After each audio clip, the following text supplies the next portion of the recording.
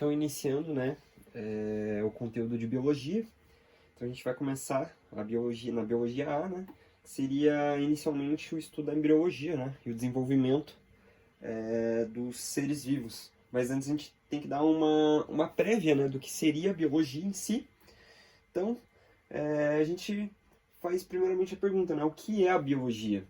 A gente tem o termo bio, né, que significa vivo, e logia, o estudo. Então a biologia é o estudo da vida e dos processos em que envolvem os seres vivos. Seja eles, no caso, o metabolismo, a reprodução e a mutação, isso a gente vai ver logo mais. Então a gente pode dividir inicialmente em 3 tópicos, né, desse resumo. Primeiramente, as divisões da biologia. Então, por que existem divisões dentro da biologia? Elas se delimitam, eles delimitam os conteúdos a serem estudados, né, para serem trabalhados de uma maneira mais específica, né, de uma maneira mais uma maneira mais própria, né, e mais aprofundada. Então a gente tem aqui alguns exemplos, né, no caso. A gente vai ter a citologia, né, esses são os principais que a gente vai ter. Citologia, cito, né, a gente tem de células, então o estudo das células. A gente vai ter a histologia, isto, né, também seria de tecidos. A zoologia seria o estudo especificamente do reino dos animais. A botânica seria dos vegetais, né, também pode ser chamada de fitologia. A gente vai ter a embriologia, que no caso a gente trata, né, inicialmente na biologia A, né, na frente A, que seria o desenvolvimento do embrião, né, o estudo da formação e o desenvolvimento do embrião, seja em qualquer, né, ser vivo. A gente vai ter a genética, que seria a transmissão de caracteres hereditários, né, o estudo da transmissão dos caracteres para futuras gerações. A gente vai ter a ecologia, que seria a relação de ser vivo e ambiente, né, então é o estudo em que liga o ambiente ao ser vivo. A gente vai ter a evolução, né, que é a transformação dos indivíduos com o passar do tempo, né, isso é muito, muito importante. A gente vai ter a taxonomia, taxon vem de classificação, né, de separação. Então a gente vai ter a classificação dos seres vivos, né? É um estudo próprio da biologia, isso. A gente vai ter a anatomia e a morfologia. A anatomia seria as partes do corpo do ser vivo. E a morfologia seria a forma do indivíduo, né?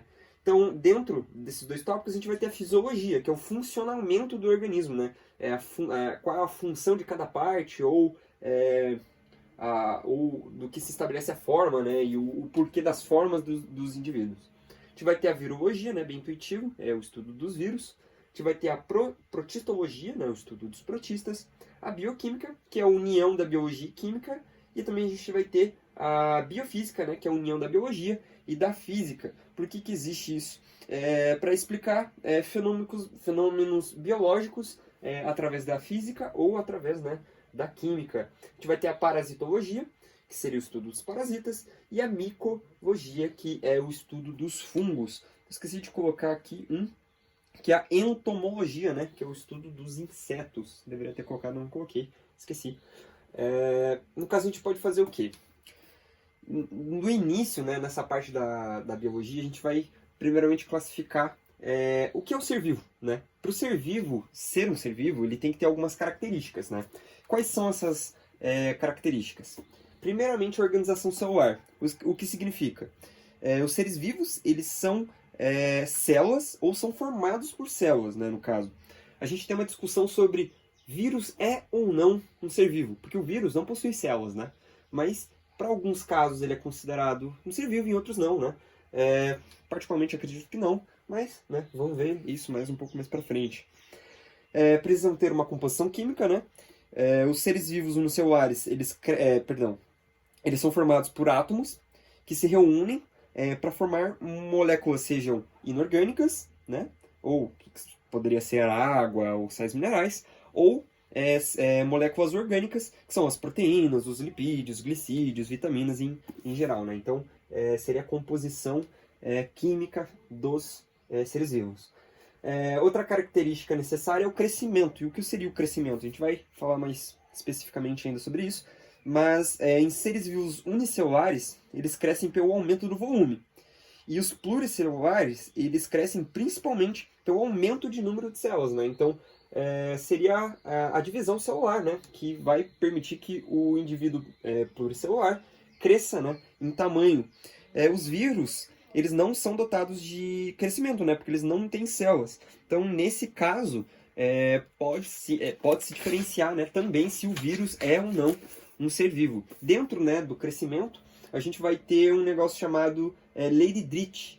O que seria isso? Fala que os indivíduos da mesma espécie, na mesma faixa etária, eles vão possuir células com o mesmo volume.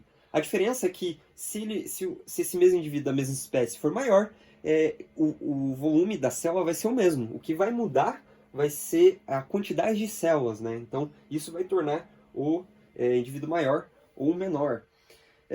Outra característica importante é a reprodução, né? Seria a capacidade de deixar descendentes, isso é muito importante.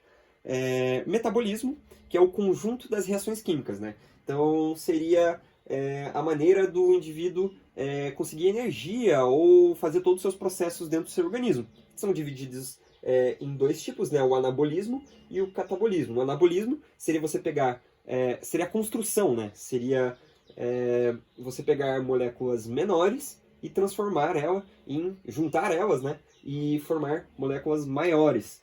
No caso do catabolismo, é o processo inverso, né? Você tem moléculas grandes, você tem a quebra dessas moléculas para fazer moléculas menores, né? Isso é importante ressaltar dentro do metabolismo. Outra característica é o movimento.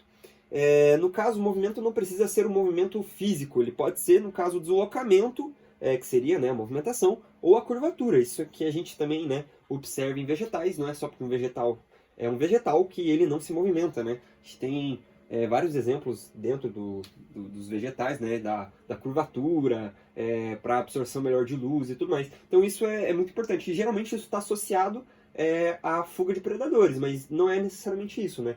Existe um movimento, para ser um ser vivo é necessário ter algum tipo de movimentação. A mutação é muito importante, porque é a mudança da informação genética. Isso é muito importante porque isso causa variabilidade genética, né? Isso previne que toda uma população de seres vivos estejam sucintos a um mesmo mal, sabe? Então, por isso que é muito importante, porque é dessa maneira em que existe a evolução, né? Com essas pequenas mutações, nenhum indivíduo vai ser igual ao outro, né? Então, isso é muito importante. Hereditariedade, né, que é a capacidade de transmitir informações genéticas aos seus descendentes, né, que também faz parte, né, do processo de evolução, é muito importante. No caso, seria através, né, do material genético, no DNA, em alguns tipos de vírus, né, pelo DNA e em alguns tipos de vírus, através do RNA. Então, aqui também os vírus possuem essa capacidade, né, de hereditariedade. A adaptação ao meio é muito importante, porque é o que, entre aspas, filtra as melhores condições de sobrevivência às adversidades. Então, se o indivíduo é capaz, né, de se adaptar ao meio, ele provavelmente vai passar as suas informações genéticas, né, através da hereditariedade, né, e fazendo assim com que essa espécie, por longos períodos de tempo, né, possua uma seleção, né? A seleção natural dos indivíduos mais resistentes ao meio. Então isso também é muito importante. A excitabilidade seria a reação por meio de estímulos, né? Que podem ser químicos ou físicos. Então o ser vivo precisa reagir de alguma maneira, né? Seja quimicamente ou fisicamente. E por último, a regulação, que é o equilíbrio interno, né? Com meio de através de mecanismos que envolvem hormônios ou porções do sistema nervoso. Então, ele precisa se autorregular, né? Seja por questões externas ou internas. Então, isso é muito importante. Essas são as características, né, do que, como a gente define o que é um ser vivo. Agora, entrando na célula, né, que seria a menor unidade do ser vivo, entrando na teoria celular, a gente vai ter as seguintes afirmações. Os seres vivos são formados por células. Então, o vírus é uma exceção, né? Porque eles não são formados por células. Então, aí a gente pode discutir, né, se eles são ou não seres vivos. A célula é a menor unidade funcional de um ser vivo, né? Então, é uma unidade anatomofisiológica. Ou seja, ela precisa ser funcional. Então, é a menor unidade do ser vivo, que também é um ser vivo. Toda célula é proveniente de outra. Então, outra célula já pré-existente, né? Então uma célula simplesmente não pode aparecer. Então ela tem que vir de outra célula, né? Então isso a gente vê mais aprofundadamente, né, na questão da embriologia, né, na fecundação e tudo mais, como a gente sempre tem que vir de outra célula, né? Dentro da teoria celular, a gente tem a lei de Spencer, né? Herbert Spencer, ele diz o seguinte: a superfície de uma célula cresce com o quadrado da dimensão linear, enquanto o seu volume cresce ao cubo.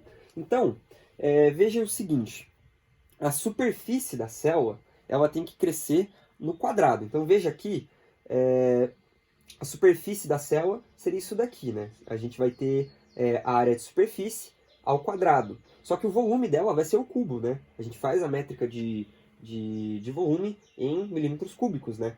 Então, é uma relação, essa relação existe, porque é necessário que aconteça isso, porque para existir uma maneira mais eficiente de existir trocas, sejam físicas ou químicas, por conta do que seria... cadê? Por conta da área de contato, né? Então, é necessário que exista essa relação para que seja mais eficiente. Só que o que acontece? Como é uma coisa desproporcional, às vezes a célula vai precisar utilizar de alguns mecanismos, né, para burlar isso, né, para não acabar com alguns problemas. Isso pode ser como? Entrar em divisão celular, né, para evitar uma diminuição acentuada na relação, né? Então essa relação não pode diminuir muito, ela tem que manter, né? Então nesse caso ela vai se dividir em duas para manter a relação. Ou aumentar a relação de trocas, né? Criando compartimentos internos, como ocorre nas células eucariotas. Isso a gente vai ver mais especificamente, né, nos tipos de célula. No que se trata o quanto tempo dura uma célula, né? O ciclo vital de uma célula. Então, essa é uma afirmação, né? Um pesquisador chamado Bizozerro fala que as células que formam seres vivos possuem um ciclo vital variável. Então, nem toda célula vai ter o mesmo ciclo que a outra. Então, a gente pode dividir em 3 jeitos. Células lábeis, elas duram poucos dias ou meses. Então, elas têm que ter um alto teor de regeneração. Então, no caso, a gente vai ter, por exemplo, as células epiteliais, né, que seria a pele, os gametas, meristemas vegetais, hemácias, leucócitos, entre outros. A gente vai ter as células estáveis, elas duram poucos anos e elas têm uma regeneração diferenciada.